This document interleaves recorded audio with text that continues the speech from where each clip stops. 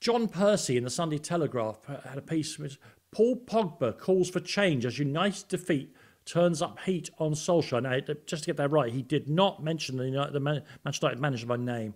Pog attack.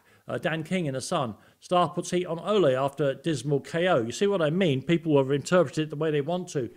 Tough times ahead as the gap widens and pressure is mounting. Samuel Luckhurst in the Manchester Evening News, of course, very influential with the Manchester masses. Andy Dunn in the Sunday Mirror. United arrived by plane, but Ole should have made them walk home after this performance. Reference to the fact that they took a 10-minute plane ride when they heard the adverse road conditions. Maybe for the trip down to the Midlands.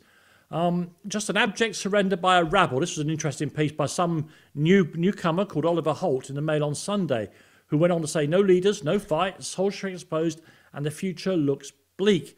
And it didn't get any better with the considered pieces the next day, i.e. today. Shambles puts focus back on Solskjaer. Tom Ruddy in the Times. Rambling Solskjaer out of his depth. Who is backing him so strongly? John Percy in the Daily Telegraph. And finally, Graham Bryce in The Sun. Reboot or the boot? Ole must act fast to stop United hitting the delete button. Shaun, since Ollie Holt has had his say, we'll come back to his piece. Do you think we were going over the top here about this defeat from Manchester United, or does the fact that it suggested the gap between them, Manchester City and Liverpool and Chelsea, is so huge already this season that if they want to be taken seriously, they're going to have to change? No, I don't think we're going over the top at all. And, it's been highlighted during the week. Leicester haven't been in the greatest form, really, since the start of the season, and we're struggling a bit. So this was seen as Man United's chance to, get properly back on track against a team that wasn't in the greatest form either. I'm a bit surprised to hear you say that, how sort of imply that it was unfair when the Telegraph story, Pogba calls for change, turns up heat on Solskjaer, and our star Pogba puts heat on Ollie. If Pogba says what he says, that puts the heat on Solskjaer. It just does. He can't say things like, no plan, no organisation, whatever he's saying, and blatantly say it. That puts the focus onto your manager. It obviously naturally does, but you seem to think that was a bit unfair. I don't really understand why. I didn't say it was unfair. I said that he didn't use the manager's name, but everyone then started to use it. I mean, of course, Shaun, I'm not naive. I'm just saying what Mino Raiola will say about the interview. You're absolutely right. It was about the manager. I agree he didn't name the manager, but when you speak like that as a player, you know that it's going to put pressure on the manager. I agree. I totally agree. You're in trouble if you're using Mino Raiola as a reference. Absolutely, a human shield. Yeah, of course. Yeah, I really am. It's probably all that anaesthetic. Ollie, you were there. 4-2 against Leicester on a piece of paper. You think, okay, well, that was an exciting game and all the rest of it. What did you make of the actual performance by Manchester United? I thought they were very poor. I thought they got worse and worse, actually. And I mean, I think that the first half performance was not too bad, but by the end of the second half, when they conceded obviously 2 goals in quick succession, they were, I used the word rabble, and that is how it felt. It's slightly harsh, but that is how it felt. It felt as though they had lost all discipline, all commitment.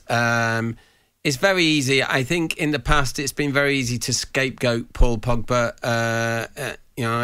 I think he's a very, very good player, Paul Pogba, but he had a particularly poor game, I felt, against Leicester. And maybe it was particularly disappointing because he'd played so well in the Nations League for France, but he was second to everything. There were Leicester players running through him. He looked semi-detached, and he was not alone in that. One thing I keep coming back to, and it was something that a lot of my colleagues wrote, actually. You mentioned one of Andy Dunn's pieces before. Andy Dunn wrote this, I remember for sure, as did other people at the time when Cristiano Ronaldo was signed. A lot of my colleagues said, OK, there is no hiding place left for Solskjaer now that United have signed Ronaldo. It's going to put the heat right on him if things don't go right. And that is exactly what's happened. And I think, again, easy to be wise after the event. I felt right from the start that Ronaldo's signing represented a loss of nerve by Manchester United. It wasn't what they needed. he wasn't what they needed. And again, the performance against Leicester showed that what they needed was a really top-class defensive midfielder. They didn't get that. I don't know if they were panicked because City were going to sign Ronaldo.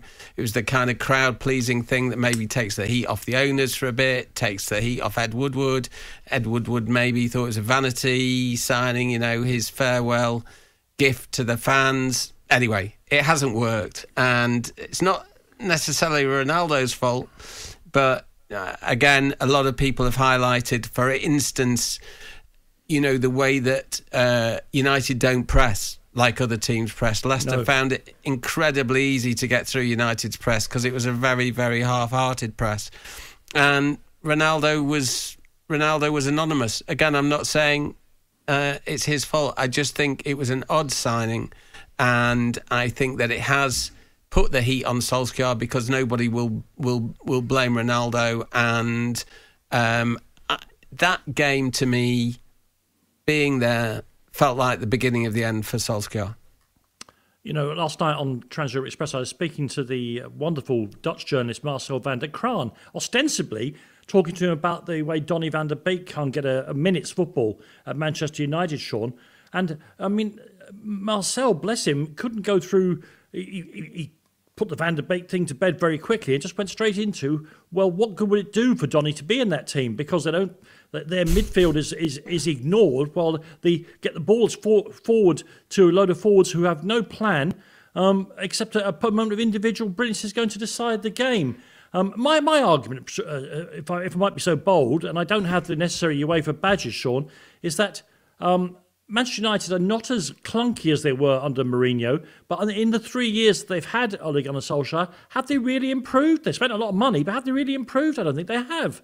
No, I don't think they have at all. I think you're quite right. But at the same time, I think Ollie was in a bit of a hiding to nothing with the Ronaldo situation, because I can imagine had Ronaldo turned up at Man City, and he would have gone if Man United hadn't made the move. He would have gone there. And you look at City now, and yes, they're a good team, but you still imagine if you'd stuck Ronaldo in the middle of that box with all those City players playing around him, that he'd have got a hatful. And you could never have lived it down if Ronaldo had taken City to the title and scored all the goals. So they were in a very difficult position there and almost had to sign him.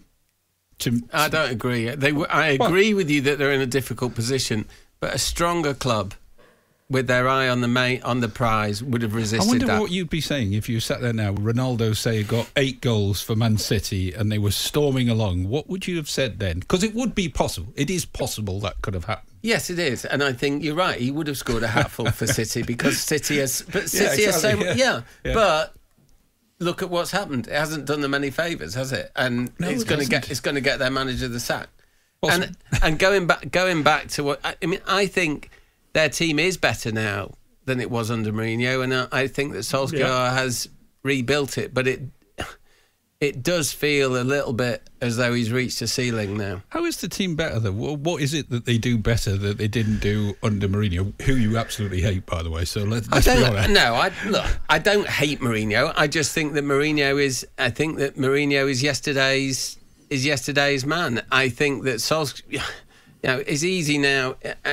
Revisionism about how great it was under Mourinho is starting to happen, I know, but things were going south there. They'll be praising Louis van Gaal next. Well, exactly. I one thing I would agree with about Solskjaer knockers is I think that one thing that you would say about the top clubs, the rest of the top clubs, that you cannot say about Manchester United is a lot of the top clubs have a defined identity, and United under Solskjaer do not have an identity. You can say very easily what a Guardiola team looks like at Man City, what Klopp's team looked like, what Brendan Rodgers' team looks like. You could say what Pochettino's Spurs look like. You can't say that with United. You can't. There's nothing that they haven't got a personality. They haven't got leaders. It still feels as like you don't know what you're going to get from week to week, and I understand why. I know there's an immense amount of loyalty from Manchester United fans towards Solskjaer, quite rightly so, but I feel that even amongst the most loyal, that's starting to wear a bit thin now. But they've improved.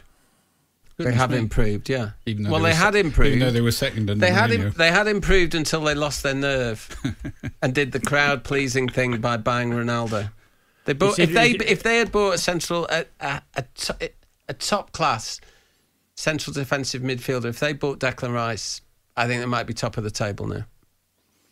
Okay, and I could identify Manchester United a bit last season. They're the team that plays through Bruno Fernandes. Now, of course, he's replicating the failure to click with Cristiano Ronaldo that has blighted his time in the Portuguese national team. But I guess more training, they may sort that out. Fascinating stuff